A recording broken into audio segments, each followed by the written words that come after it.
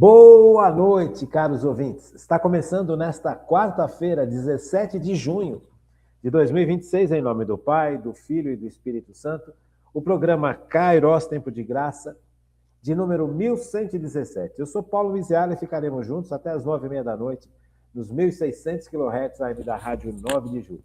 Nos trabalhos técnicos, ele, o monstro, Michel Silva, grande Michel.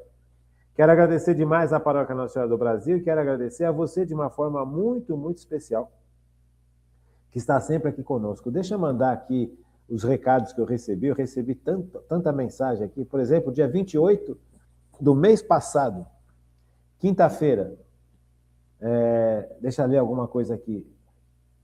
Aparecida Jardim, boa noite, muito obrigado. Aparecida, GM Hansten Procópio, Sérgio Jimenez, Angelina Lima, Marlene dos Reis, esse povo sempre com a gente, né? Um povo sempre muito gentil. Cícera Cardoso, boa noite, doutor Paulo, Deus te abençoe você também.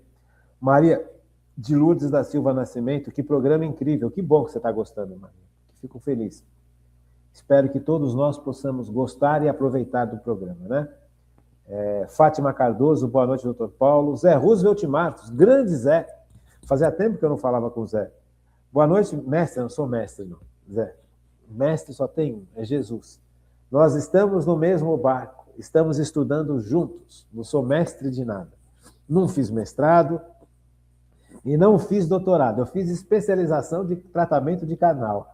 Então, eu não sou mestre de nada. Tá bom? Muito obrigado pela gentileza. Paz e bem para você também. O que mais? Do dia 29. Dia 29... Angelina Aparecida Jardim, GM Hansten Procópio. Bom dia, doutor Antônio Paulo Marão Miziara, paz e bem, muito obrigado. Sérgio Jimenez, muito obrigado. Sérgio, um abração.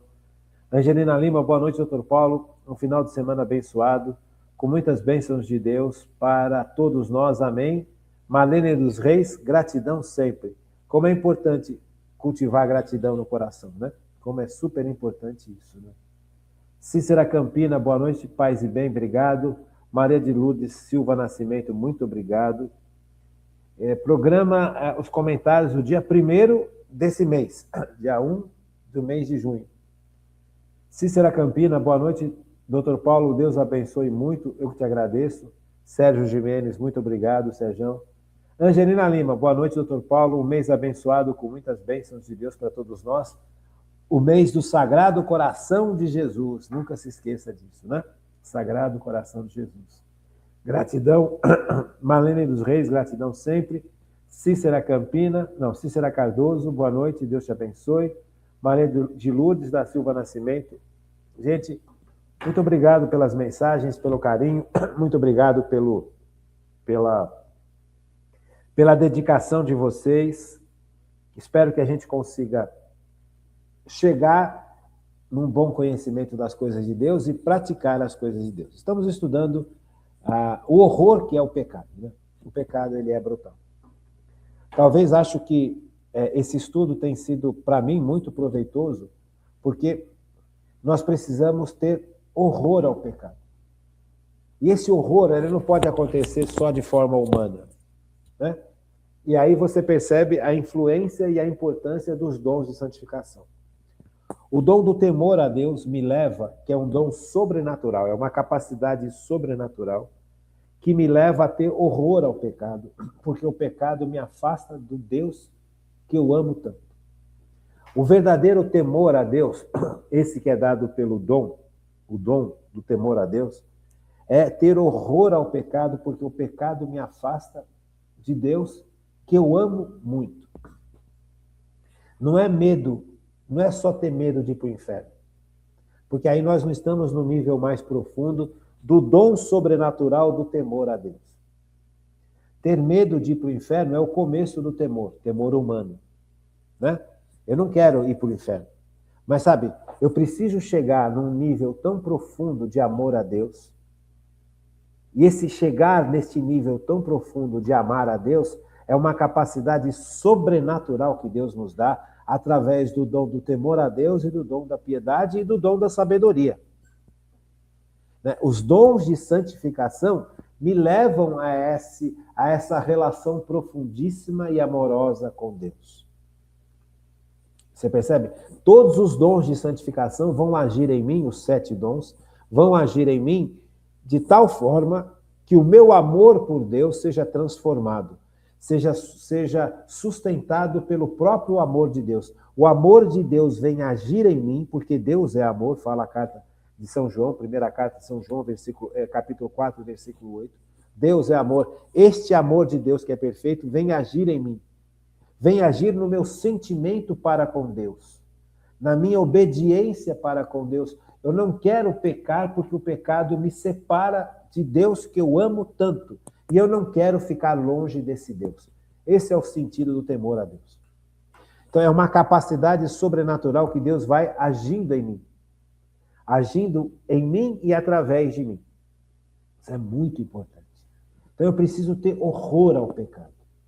Eu preciso perceber quão horrendo é o pecado. Nós, essas aulas todas, estamos vendo o que o pecado faz e as consequências que o pecado causa para a gente. Na aula passada, nós vimos a consequência brutal do pecado. O mal que o pecado traz para as pessoas e o mal que o pecado faz através de quem propaga o pecado. O pecado pode levar à morte, leva à morte, ao sofrimento, à dor. Sabe, o pecado ele é insano, ele é irracional. Ele é uma desobediência contra Deus. Isso é irracional, porque Deus é amor. Então eu preciso descobrir que Deus é amor. Eu preciso descobrir que esse Deus me ama. E quem me dá essa capacidade de descobrir que Deus é amor e que Deus me ama são os dons de santificação. É a graça santificante. Então, se eu não tenho uma convivência com Deus, Deus vai se tornando distante de mim. Isso é a pior coisa que pode acontecer na face da terra. Não tem nada mais grave do que o pecado. O pecado, ele é horrendo. Eu preciso ter essa consciência tanto natural quanto sobrenatural. Como é que eu tenho essa consciência natural que o pecado é horrendo? Fazendo o que nós estamos fazendo, estudando. E enxergando as consequências do pecado. Agora, para enxergar as consequências do pecado, eu preciso da graça de Deus agindo em mim. Senão eu não enxergo as consequências do pecado. Senão eu não tenho noção do que o pecado pode causar em mim e através de mim. E a pior coisa que o pecado faz é me afastar de Deus. Gente, isto é medonho. Eu nasci para estar mergulhado em Deus. Eu nasci para passar neste mundo mergulhado em Deus. Independente da minha saúde física, independente das minhas capacidades, independente do meu potencial humano, se eu tenho boa saúde, se eu não tenho boa saúde, se eu funciono bem, se eu não funciono bem, eu nasci para estar mergulhado em Deus, porque a eternidade é justamente isso. Nós seremos mergulhados na Trindade por Cristo. E este mergulho na Trindade já começa com o nosso batismo. Eu nasci para isso. Eu não nasci para ser médico, eu não nasci para ser dentista, eu nasci para ser mergulhado em Deus, por Cristo. E o pecado me tira daquilo para a qual eu fui criado. Então o pecado, ele é terrível, ele é medonho. Ele é fruto do ódio do demônio contra a humanidade. Além do pecado me afastar daquilo para qual eu fui criado, o pecado traz consequências brutais na minha vida. Causa danos brutais, e esses danos vão atingir não só a mim, mas a uma série de outras pessoas. Não só os meus familiares, os meus amigos, os meus parentes, mas a própria igreja. Quando você vê um católico cometendo pecados que são graves, né? Você percebe o mal que esse pecado faz ao catolicismo. Você pega, por exemplo, um sacerdote que comete um pecado grave e o demônio tenta, com todas as formas, os sacerdotes, para que eles possam cometer pecados graves, porque não só o sacerdote vai cair, mas todo mundo que está perto do sacerdote vai ficar escandalizado. Como é que esse padre faz isso? Como é que esse padre fez? Como se o padre não fosse um ser humano. Percebe? Todo ser humano, depois do pecado original, ficou fragilizado. Inclusive os padres, os bispos, os cardeais, o Papa. Se você for olhar a história da igreja, você vai ver que a igreja teve papas que foram perfeitos, santíssimos e maravilhosos para a igreja, doutores, inclusive. Mas você vai ver também que teve papas que fizeram coisas terríveis, que cometeram pecados terríveis. E quem sofreu não foi só a pessoa que cometeu o pecado, mas a igreja. As pessoas se afastam da igreja por causa dos nossos pecados. Então, as consequências, elas são diretas e indiretas. Por isso a gravidade do pecado, por isso o escândalo.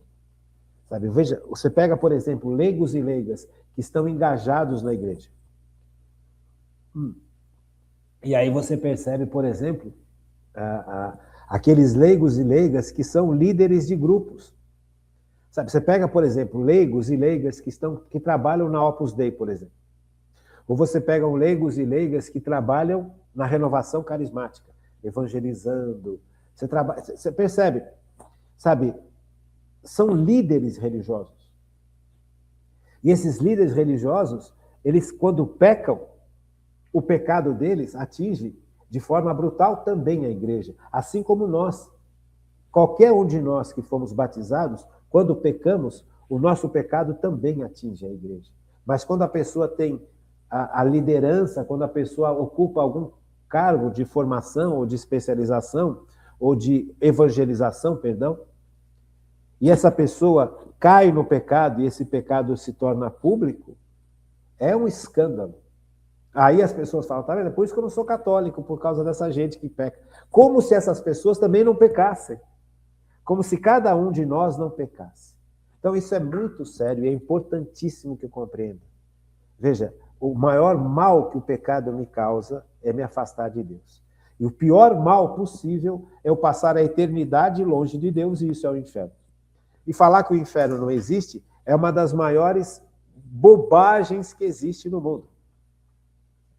Porque o inferno é justamente a opção que as almas, né, que as criaturas fizeram de não servir a Deus. Os demônios criaram o inferno, não foi Deus que criou o inferno.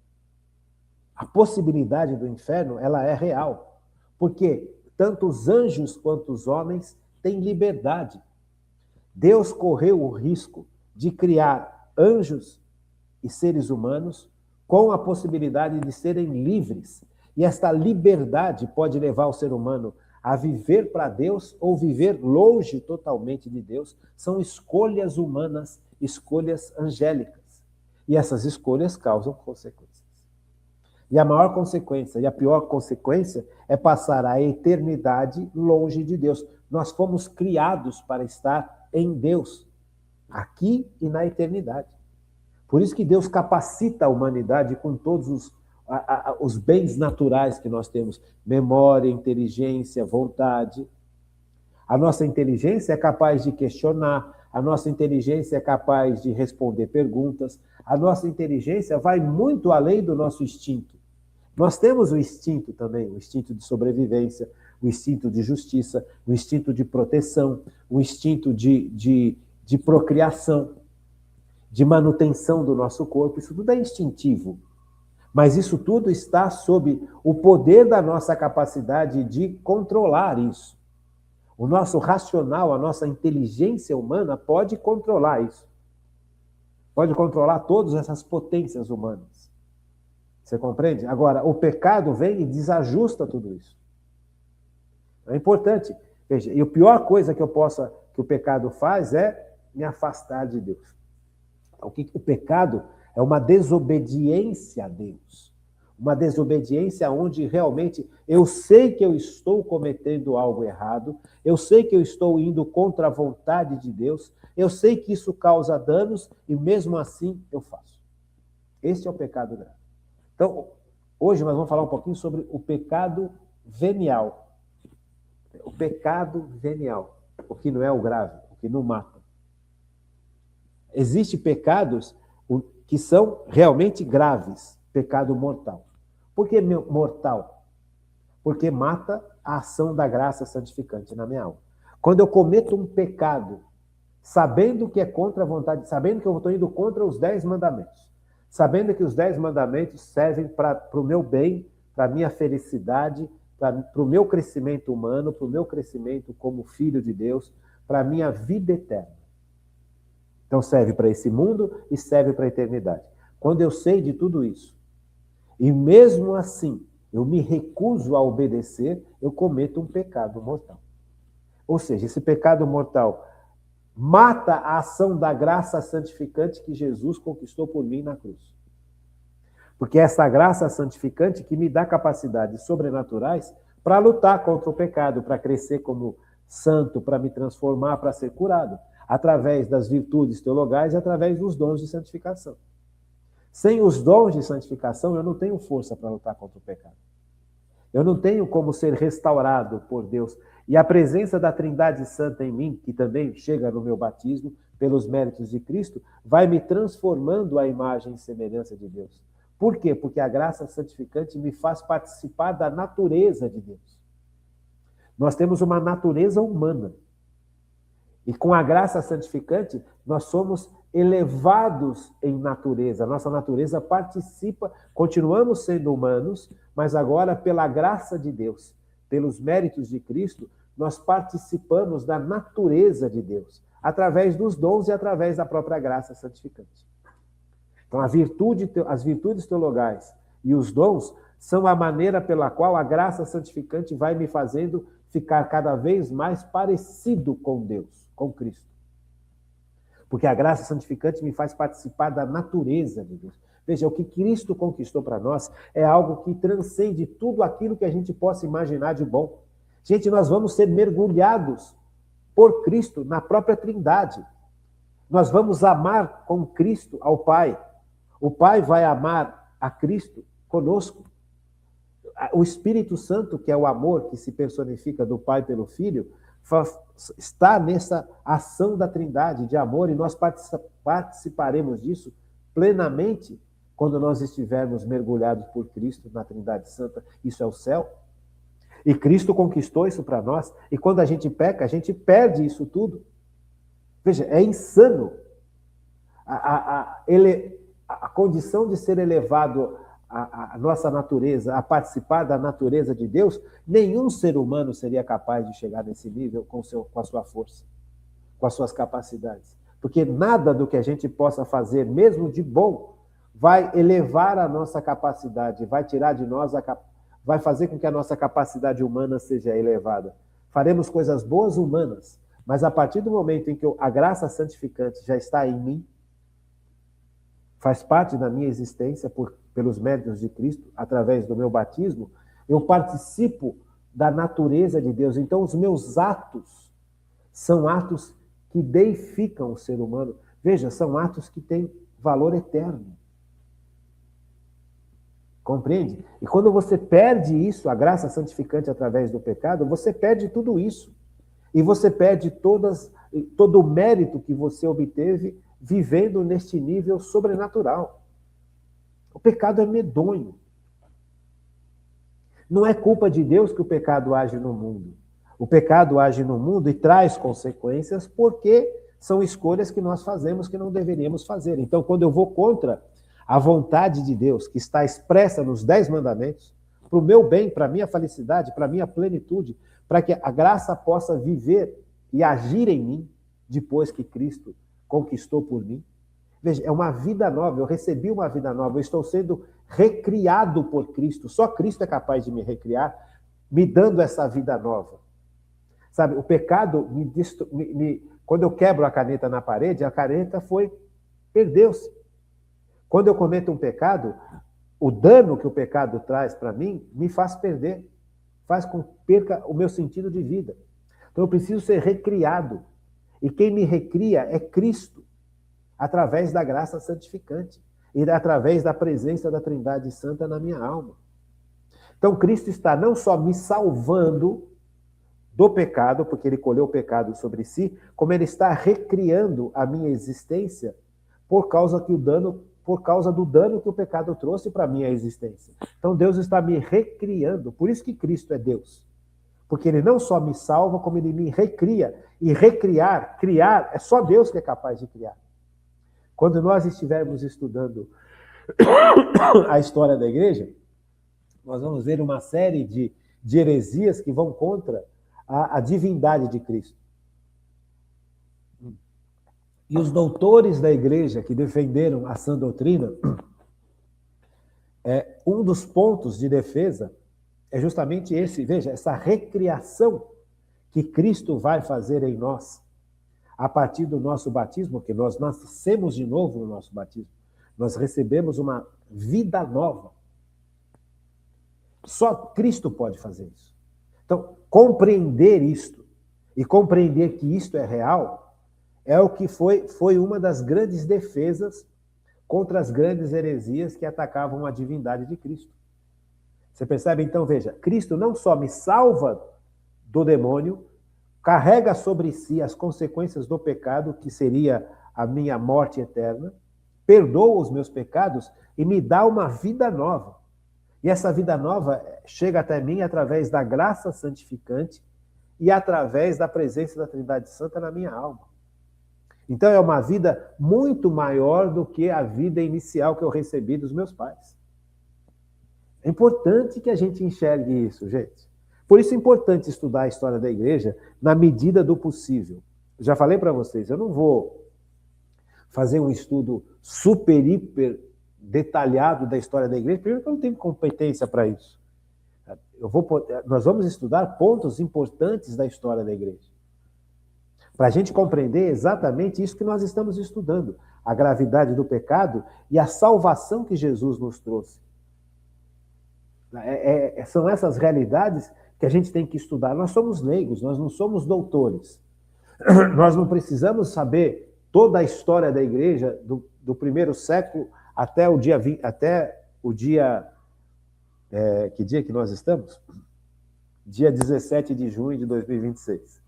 Nós vamos aprender muitas coisas, mas dentro de um contexto. A história da igreja, a gente tem que aprender como leigos para entender a grandeza da igreja, o que significa essa instituição que Jesus estabelece no mundo por vontade de Deus Pai e pelo poder do Espírito Santo. Certo? E entender como que essa igreja funciona. Nos sacramentos, na santificação das pessoas através dos sacramentos, no perdão dos pecados, na própria história da igreja, como que a igreja foi se compreendendo, como os apóstolos foram ensinando, aonde eles foram ensinar, quem que eles colocaram depois deles, sabe? É uma noção da história da igreja, não é um curso definitivo de história da igreja, porque não tem como fazer um negócio desse com leigos, assim como nós que somos leigos. Agora, os pontos importantes nós vamos estudar bastante. Veja, como é que a igreja estabelece a cristologia? E dentro da cristologia, a soterologia, que é o estudo da salvação. Dentro da igreja tem a pneumologia, que é o estudo da ação do Espírito Santo. Mariologia, que é o estudo da Virgem Maria. Então, essas coisas todas nós precisamos ter um mínimo de conhecimento. Sabe, como é que isso foi se desenvolvendo, como que isso foi, a igreja foi compreendendo essas coisas, muito mais ao longo, sabe? Não é só entender o que cada santo fez, o que cada doutor fez, sabe? É entender o conjunto e, na medida do possível, entender como que esses homens, os primeiros pais, contribuíram para essa compreensão desses fatos e dessa grande doutrina que a igreja tem guardada. Então, a soterologia, a cristologia, ela está intimamente ligada com a soterologia. Soterologia é o estudo da salvação. O que é a salvação? O que Jesus fez? O que significa a salvação? A salvação compreende não só a ação de libertar o homem do pecado, mas também a recriação do ser humano.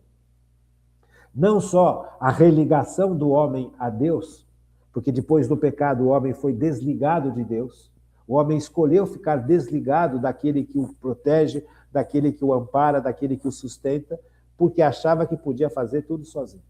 Então, como é que foi feita essa religação? Como é que Cristo faz essa religação a Deus?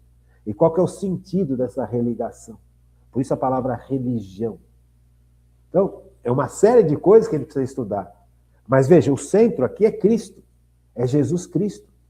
Jesus Cristo, Senhor e Salvador. Salvador, quem nasce em Salvador é soteropolitano. Porque soterologia vem disso. História da salvação. Então, quem nasce em Salvador é soteropolitano. A raiz da palavra é a mesma. Então, soterologia é o estudo da salvação de Jesus, que faz parte de um grande estudo que se chama Cristologia, que é um estudo teológico que a igreja desenvolveu ao longo dos séculos, para a gente entender justamente isso que nós estamos começando a estudar agora. Então, tem muita coisa aqui que a gente precisa aprender, voltar, compreender, sabe? Devagarzinho, sem angústia, sem ansiedade. E aos poucos a gente vai compreendendo tudo isso. Veja, a igreja mantém tudo isso. A igreja ensina tudo isso e a igreja propaga tudo isso. Porque a igreja é Cristo, Jesus Cristo agindo no mundo através dos sacramentos. Veja, é importantíssimo ter essas noções. Então, o que é o pecado venial? É um pecado que é pecado, mas ele não mata a graça santificante dentro de mim. Percebe? Ele enfraquece a ação da graça santificante dentro de mim. Porque o que mata a ação da graça santificante conquistada por Cristo, por mim, é o pecado grave. Ir contra os 10 mandamentos, sabendo que eu estou indo contra os 10 mandamentos, sabendo o que significa cada um desses mandamentos, e quão bom isso é para nós, e mesmo assim eu me recuso a obedecer, e aí eu estou cometendo um pecado grave. Este pecado grave mata a ação da graça santificante dentro de nós. E a partir daí mata a ação das virtudes teologais e dos dons de santificação. Percebe? E afasta a Trindade Santa da alma da gente. Então, o pecado ele é gravíssimo por causa disso, porque além de todos esses males que acontecem em relação a Deus, os pecados trazem danos pessoais e esses danos se espalham para toda a humanidade, não só para mim. Percebe a gravidade do pecado? Então, quantas pessoas vivem sem ter a menor noção da gravidade do pecado, sem ter a menor noção do que é o pecado, sem ter a menor noção de quem é Deus? Porque nós nos acostumamos a viver nas trevas, porque o pecado gera essas trevas. O finalzinho do estudo do pecado é sobre... o próprio catecismo vai falar, né? Que é a proliferação do pecado. O pecado cria propensão ao pecado, gera vício pela repetição dos mesmos atos. E aí você vai estudar, nós vamos estudar o desenvolvimento terrível dessas trevas que o pecado traz. Mas veja, tem o pecado grave, mortal, e o pecado venial. O que o pecado venial é? Diz o Catecismo da Igreja Católica o seguinte: comete-se um pecado venial quando não se observa em matéria leve a medida prescrita pela lei moral, ou então quando se desobedece à lei moral em matéria grave, mas sem pleno conhecimento ou sem pleno consentimento. Então, para a gente entender o pecado venial, é importante que a gente traduza isso que o catecismo está falando numa linguagem um pouquinho mais fácil, né? Então, porque, veja, o catecismo ele não é difícil de ler, mas tem certos termos que nós não estamos acostumados. E o pecado venial ele é uma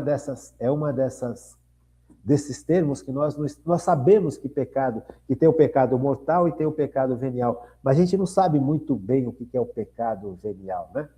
A gente tem o que é pecado venial? É quando não mata a graça santificante em mim. É quando eu tomo uma decisão que não vai contra totalmente a lei de Deus. Parece falando assim, simples, mas não é tão simples assim. Então veja, venial vem de vênia, perdão, indulgência. Na teologia católica, ele representa uma falta mais leve contra a lei de Deus. O que é uma falta mais leve contra a lei de Deus? É uma falta que, ao cometer, esta falta não destrói a graça santificante dentro de mim. Então, isso é o pecado venial. Diferente do pecado mortal. O pecado mortal, quando eu cometo, é uma falta grave contra a lei de Deus. E para ser grave, eu preciso ter plena consciência de que eu estou cometendo esse pecado e a decisão de tomar esse pecado e levar adiante esse pecado. Eu sei que matar faz mal. Eu sei que matar é pecado. E vou lá e mato. Por quê? Porque eu estou com raiva da pessoa. Veja, eu cometi um pecado mortal. Eu sei que falar mal de uma pessoa, eu vou destruir a integridade dessa pessoa, eu vou destruir a imagem dessa pessoa. E vou lá, porque eu tenho raiva dessa pessoa, e falo mal dessa pessoa. Eu estou cometendo um pecado mortal. Agora, de repente eu estou, assim, num ambiente, e alguém começou a fazer uma fofoca, eu inadvertidamente caí nessa fofoca, sem intenção de destruir a moral dessa pessoa. Ah, essa pessoa é chata mesmo. Essa pessoa Aí eu me dou conta que falei, puxa, eu não devia ter falado. Sabe, este pecado é um pecado venial, porque eu cometi um erro contra a lei de Deus, que é não destruir a imagem da pessoa. Agora, eu não fiz isso por malícia, eu não fiz isso por ódio, eu não fiz isso por raiva, eu não fiz isso por vingança. Eu fiz inadvertidamente. Que nem, por exemplo, eu tô no carro, estou dirigindo o carro.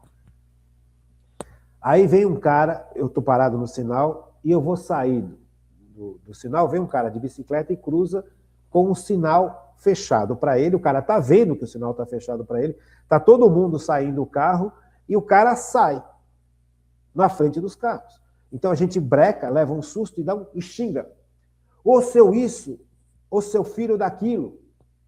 Eu cometi um pecado aqui, mas eu não fiz isso por malícia, foi uma reação quase que espontânea. Eu não estava desejando falar mal da mãe, do cara. Foi uma explosão na hora.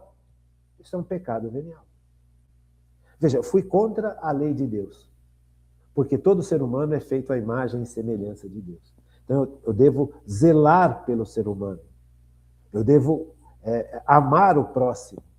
E toda vez que eu vou contra o amor ao próximo, eu estou pecando. Mas eu posso pecar por malícia, por raiva, ou por uma explosão de angústia na hora.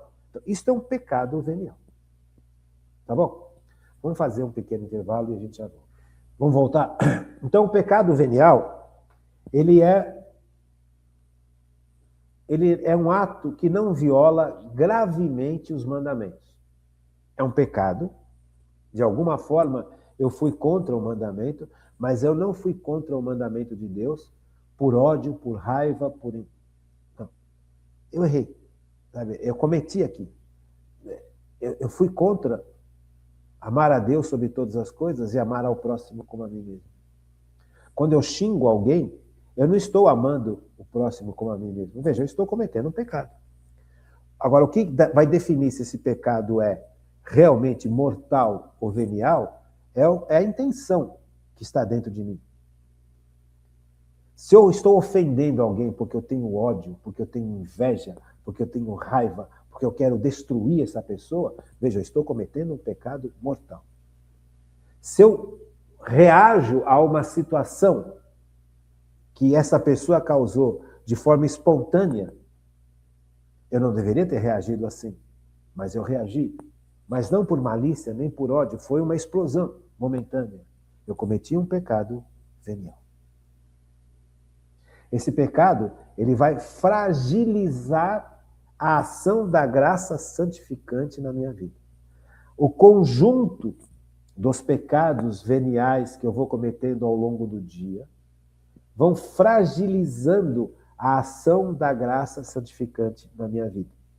O pecado mortal mata a graça santificante na minha vida. O pecado venial fragiliza.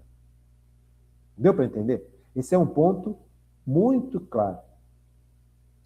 É uma impaciência no trânsito. Você xinga, está impaciente. Que mais? Então, veja, o pecado mortal mata a vida da graça e o amor de Deus no meu coração. O pecado venial, ele enfraquece a caridade e esfria o fervor espiritual. Enquanto o mortal mata, o venial enfraquece e esfria a nossa relação com Deus. Por isso que é grave, por isso que a gente não pode ficar achando que é pecadinho, pecadinho, pecadinho, ou pecadão, pecadão. Todo pecado devia ser extirpado da vida da gente. Mas isso é um processo que Cristo vai realizando em nós na medida em que nós nos abrimos para Cristo. Isso é a santificação. A única pessoa que viveu sem pecados nesse mundo, que nasceu sem pecados e viveu sem pecados, é a Virgem Maria. Todos nós pecamos. Então, veja, o pecado mortal, ele causa uma ruptura com Deus. Afasta a pessoa da amizade de Deus. Veja, o dom da piedade. O Espírito Santo dentro de mim, a presença da Trindade dentro de mim, faz com que eu tenha uma relação com Deus amorosa. Né? Jesus conquistou a possibilidade da minha alma ter a presença da Trindade Santa habitando nela. Essa presença da Trindade Santa habitando na minha alma me aproxima de Deus, me aproxima de uma amizade profunda com Deus que é sustentada pelo dom da piedade, que é uma capacidade sobrenatural que Deus me dá. Então, veja, a presença da Trindade Santa dentro da minha alma, junto com os dons de santificação, vai fazendo com que eu tenha uma amizade profunda com Deus. E o pecado rompe essa amizade, rompe este carinho profundo que se estabelece entre as pessoas divinas e eu. Isso é muito importante. Agora, o pecado venial vai causando um distanciamento da minha relação amorosa com Deus. Enquanto o pecado mortal rompe, o pecado venial vai me distanciando dessa relação profunda que acontece entre a Trindade Santa, na minha alma e eu. O pecado mortal, se não houver no nosso pecado mortal um arrependimento profundo e a busca do perdão pelo sacramento da confissão, o pecado mortal me leva para a morte, morte eterna. E o pecado venial, não, o pecado venial, deixa eu achar aqui. Ele não priva da salvação, mas exige uma purificação, tanto na terra quanto no purgatório. Veja, enquanto o pecado mortal me leva, se eu não me arrepender e me confessar arrependido, com o propósito de não mais cometer, aí eu sou perdoado. Eu preciso disso para ser perdoado. O venial, o arrependimento da gente é o suficiente, mas eu preciso de uma purificação. Interessante, né? E aqui você compreende um pouquinho mais do purgatório. O purgatório é a última chance que Deus dá para a gente purificar as consequências dos pecados e dos apegos na vida da gente. Eu já fui salvo, eu aceitei a salvação, eu morri em estado de graça. Mas ainda dentro de mim tem apegos. Apego ao dinheiro, apego às pessoas, apego ao sexo, apego ao comodismo. Tem algum tipo de apego. Se eu não purifiquei este apego aqui neste mundo, eu vou ser purificado desses apegos no purgatório. Dá para entender isso? Então, o pecado venial me ajuda a compreender um pouco melhor isso. O que é o purgatório? Porque a partir do momento, espera só um pouquinho, diferente do pecado mortal, que exige a reparação de Cristo, através da ação do sacramento da confissão, porque aí Cristo me religa de novo ao Pai. Cristo me perdoa e me devolve a ação da graça santificante, da presença das virtudes teologais e dos dons de santificação e da Trindade Santa na minha alma. Eu preciso, para ter isso tudo de volta, porque é Cristo quem conquista isso para mim. Eu preciso da confissão. O pecado venial, Basta o meu arrependimento e na missa eu sou perdoado dos meus pecados veniais. Na missa, quando o padre celebra alguns momentos da missa, quando ele fala do perdão, né? Naquele instante eu sou perdoado dos meus pecados veniais. Agora, para ser perdoado do meu pecado mortal, eu preciso ir buscar o sacramento da confissão. Deu para entender isso aqui, gente? Então, veja, há uma diferença muito grande aqui. O pecado mortal me afasta de Deus. E os pecados veniais fragilizam a minha relação com Deus. Os meus pecados veniais são perdoados na celebração eucarística. Tem momentos na missa que tem momentos de perdão. Se você lembrar da missa, nós já estudamos a missa, o sacramento da Eucaristia. Tem momentos da celebração eucarística que acontece o perdão. Esse perdão atinge os pecados veniais. Ele não atinge o pecado mortal. O pecado mortal precisa ser perdoado no sacramento da confissão. Porque o pecado mortal é uma ruptura com Deus. E quem vai refazer essa relação com Deus é Cristo, pelo sacramento da confissão. Agora, os pecados veniais são perdoados durante a celebração eucarística, que tem momentos específicos em que acontece o perdão. Vou deixar uma lição de casa para vocês. Quais são os momentos da missa em que nós recebemos o perdão de Deus que atinge os pecados veniais? Fica para vocês. É importante que vocês também vão buscar na celebração eucarística, relembrar a celebração eucarística para entender o que acontece na celebração eucarística, né?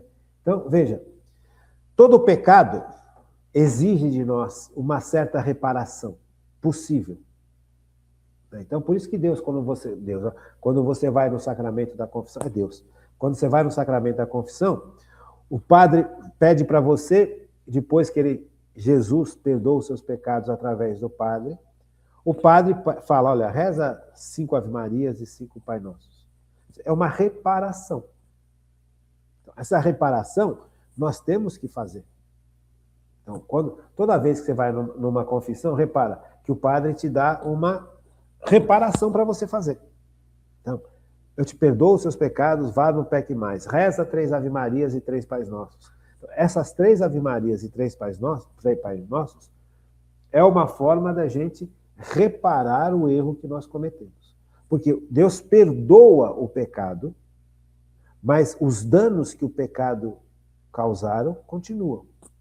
Esses danos precisam ser reparados. Você percebe? Então, nós precisamos participar de alguma forma dessa reparação, porque é impossível para o ser humano reparar todos os danos que o pecado causa. Mas nós precisamos participar em algo dessa reparação. Se eu pego o dinheiro emprestado de alguém e não pago, e me arrependo, eu vou lá, me confesso, peguei dinheiro emprestado, não paguei, me arrependi. Então, estou arrependido, tá? Não vai fazer mais? Não. Então, recebi o perdão dos pecados, mas eu preciso reparar o dano que eu fiz.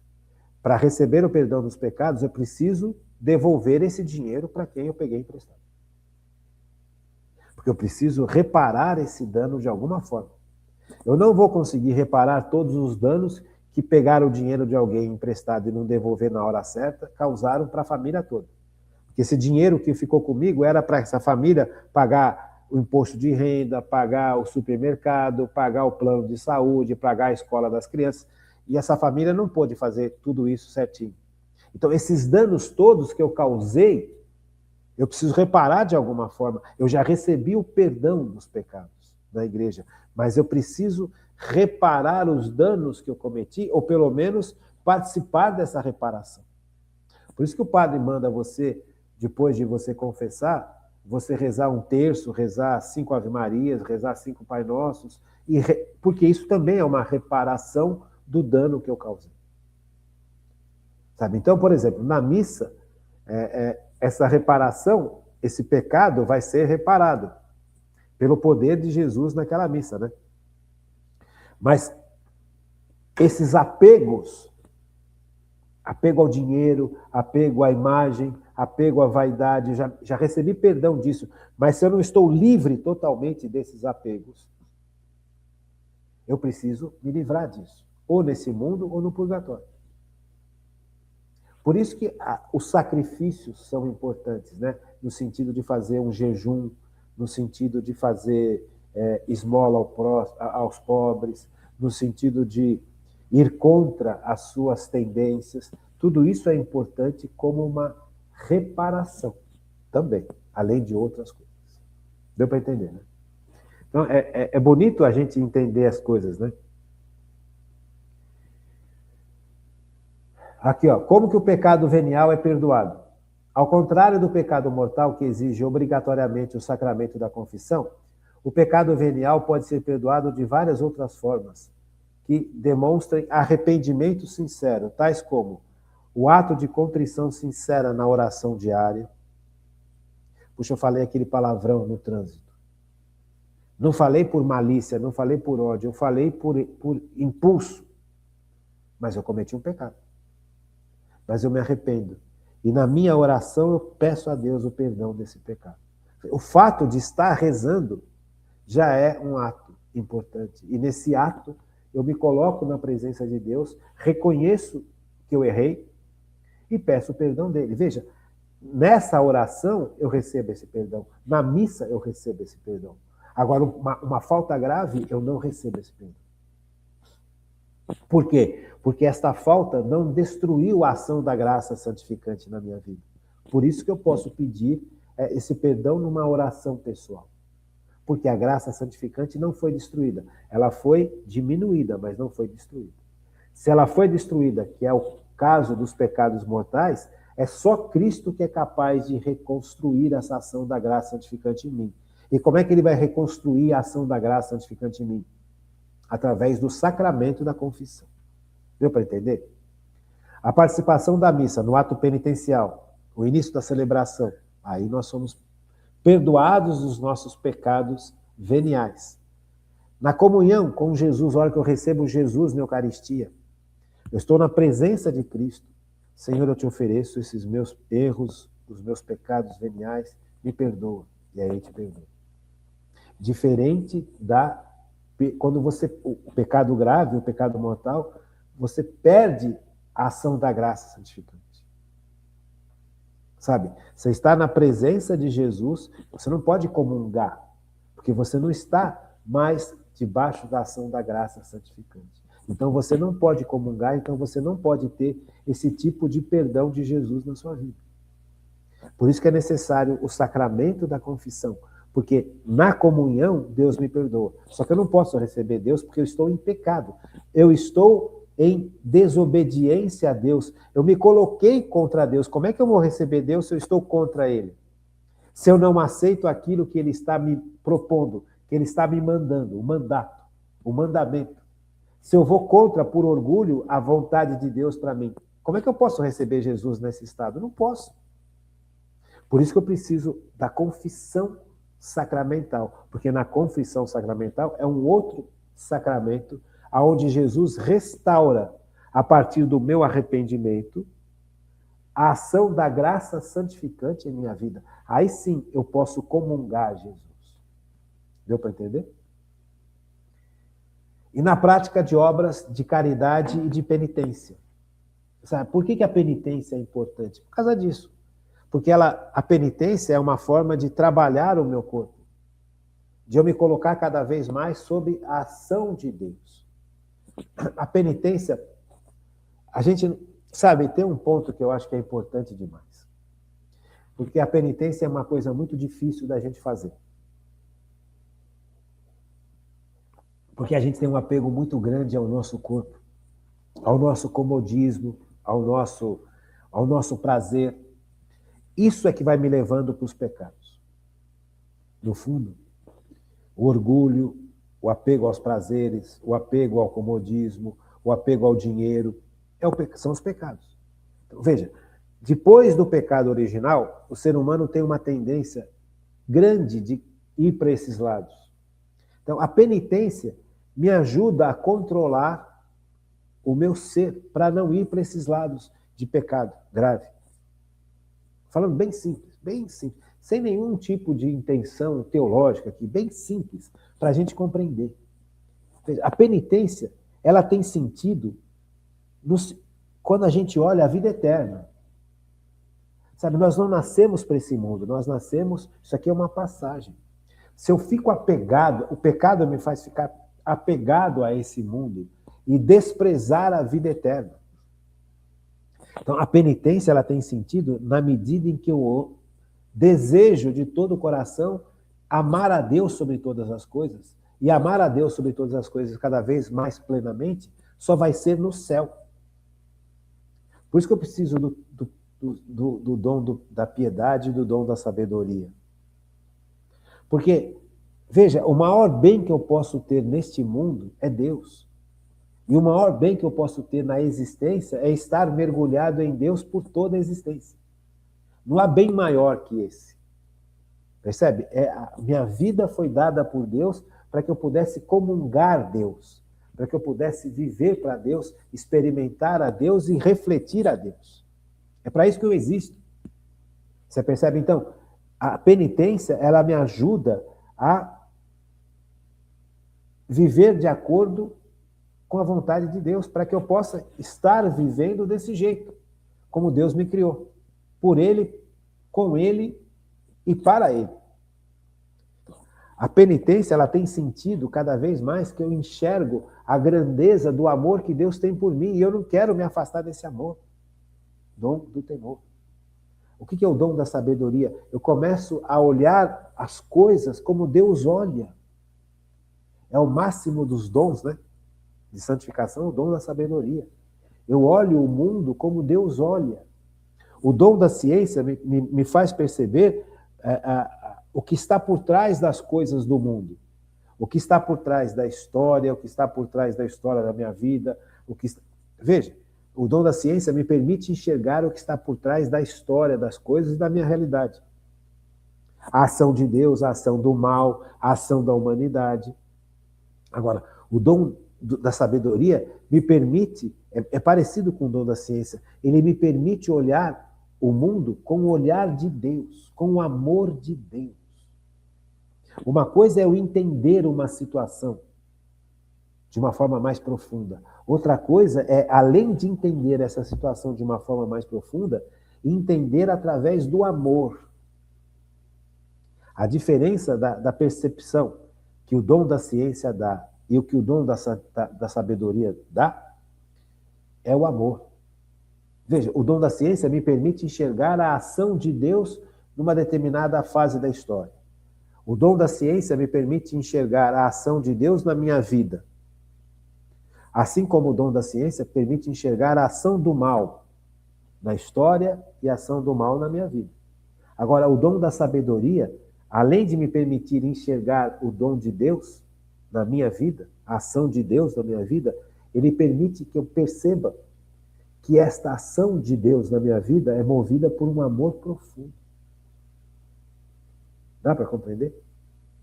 Então veja, não só enxergo a ação de Deus, mas eu compreendo o amor de Deus por mim. Isso é um negócio absurdo de grande.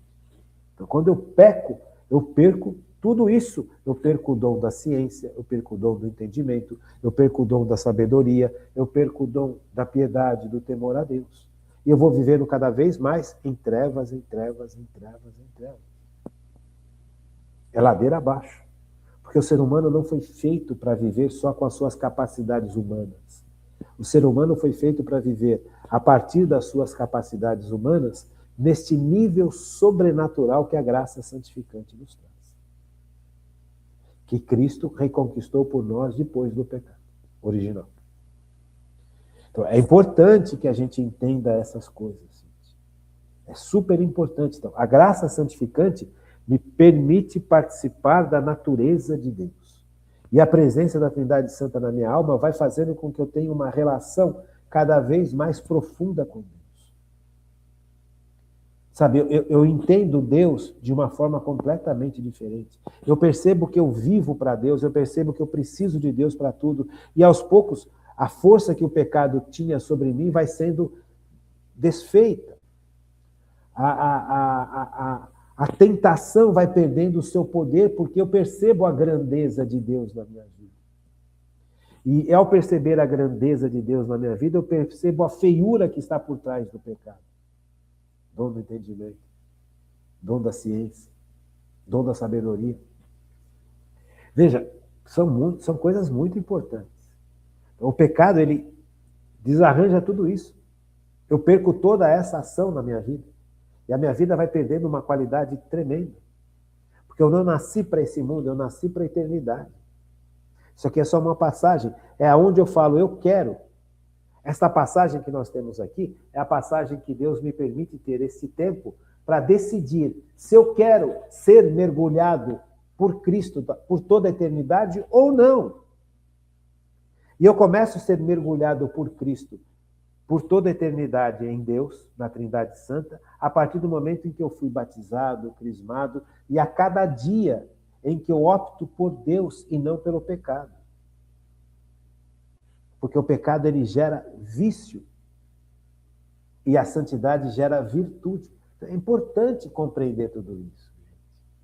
Então, o pecado original, o pecado grave, perdão, o pecado mortal, quebra tudo isso. O pecado venial, não. O pecado venial enfraquece essa realidade. Eu vou perdendo o fervor. Por que, por exemplo, uma pessoa que começa recebeu uma oração poderosa, participou de uma missa muito linda, recebeu o sacramento da confissão e sai dos sacramentos todo enlevado, todo cheio de gás, todo cheio de vontade, eu vou servir a Deus, eu vou cheio de fervor. E aí, no passar do dia a dia, esse fervor vai diminuindo. Por quê? A ação do pecado venial. Porque nós vamos cometendo pecados veniais aos montes durante o dia. E esses pecados veniais vão roubando da nossa alma o fervor, o amor a Deus perfeito. A gente vai ficando cada vez mais mole, largado. É assim mesmo. Você percebe? Você vai perdendo o fervor. A minha relação com Deus exige fervor. Sabe? Fervor é importantíssimo. Um padre que perdeu o fervor causa um dano imenso para a sua paróquia. Um leigo que perdeu o fervor causa um dano imenso à sua paróquia. Porque a pessoa vai perdendo este ardor. E este ardor, ele é essencial na nossa relação com Deus. Porque nós somos chamados a amar a Deus sobre todas as coisas. E ao perder o fervor, ao perder o ardor, eu vou esfriando a minha relação com Deus. Você percebe?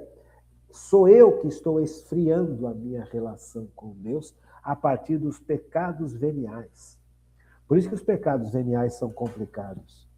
Sabe, ele não mata a graça santificante, mas ele faz com que eu vou perdendo o fervor e o ardor que eu devo ter e alimentar para com Deus. Você vai participar de uma missa. Se você vê que é um padre que é fervoroso na sua relação íntima com Deus, a homilia desse padre é completamente diferente.